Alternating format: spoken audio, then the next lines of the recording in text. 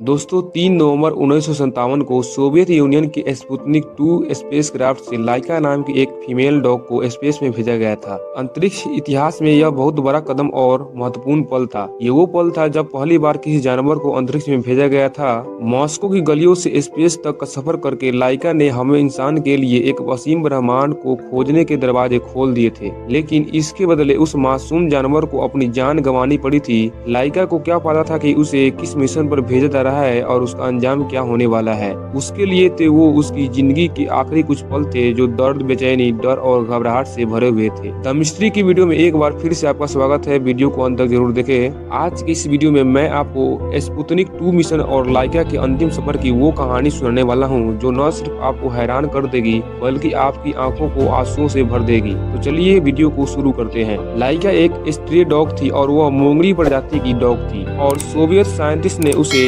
Moscow से पकड़ा था। एक तरफ जहां अमेरिकन अपने स्पेस प्रोग्राम के लिए मंकी को स्पेस में भेजने के ख्याल में थे, वहीं सोवियत यूनियन मानती थी कि गली में घूमने वाले डॉग्स इस काम के लिए सबसे अच्छे साबित होंगे। दोस्तों, जैसा कि मैंने आपको बताया कि पृथ्वी की ऑर्बिट में पहुंचकर लाइका की मौत हो गई थी, लेकिन क्या आप बिलीव करेंगे कि लाइका की मौत इस मिशन के पहले ही निश्चित हो गई थी। सोवियत यूनियन के साइंटिस्ट को अच्छी तरह से पता था कि लाइका वापस नहीं लौटेगी। जिस स्पेसक्राफ्ट में उसे भेजा गया था उसके अंदर वापस आने की काबिलियत ही नहीं थी। साइंटिस्ट का मानना था कि वह लाइका को स्पेस में भेजेंगे और कुछ दिन उसे पृथ्वी की ऑर्बिट में रखने के बाद उसे खाने में जहर देकर मार दिया जाएगा। लेकिन आखिर वो ऐसा प्लान क्यों कर रहे थे और उन्होंने उसकी रिटर्न फ्लाइट की कोई प्लानिंग क्यों नहीं की थी। दरअसल इसके पीछे दिमाग था सोवियत यूनियन की कम्युनिस्ट पार्टी के पहले सेक्रेटरी निकिता सर्गेविच खुरकेव का। वह इस मिशन को पॉलिटिकल एंगल से देख रहे थे और चाहते थे कि इसे बोल्शेविक रेवोल्यूशन की 40वीं सालगिरह के मौके पर अंजाम दिया जाए। जब निकिता गर्गे ने यह आदेश सुनाया तब साइंटिस्ट के पास इसके लिए सिर्फ 4 हफ्ते का समय बचा था, जिसमें रिटर्न फ्लाइट की तैयारी कर पाना नामुमकिन सा था। जब दुनिया को यह पता चला कि सोवियत यूनियन एक डॉग को स्पेस में भेजने वाली है और उसके वापस आने की कोई उम्मीद नहीं है, तो सभी ने इसका जमकर विरोध किया। सोवियत साइंटिस्ट भी मजबूरी में थे क्योंकि उनके ऊपर सरकारी प्रेशर था। साइंटिस्ट ने इस प्रदर्शन का जवाब देते हुए कहा कि लाइका इंसानियत की भलाई के लिए अपनी जान देने वाली है।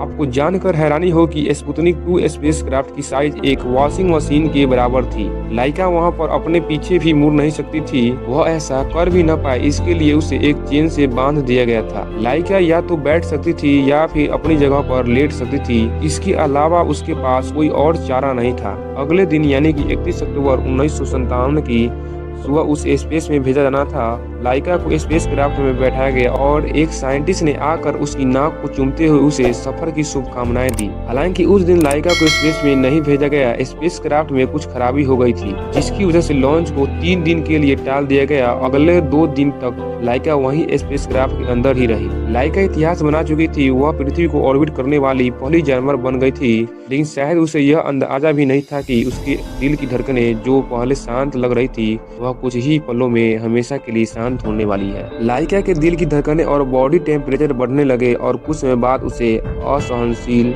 दर्दनाक मौत नसीब हुई। इस मिशन के 5 महीने बाद लाइका का कॉफिन यानी कि स्पुतनिक 2 स्पेसक्राफ्ट पृथ्वी के वायुमंडल में एंटर हुआ और वायुमंडल में उसके टुकड़े टुकड़े हो गए। लाइका का शरीर भी फिर कभी धरती को छू नहीं पाया। दोस्तों, इस वीडियो में इतना ही।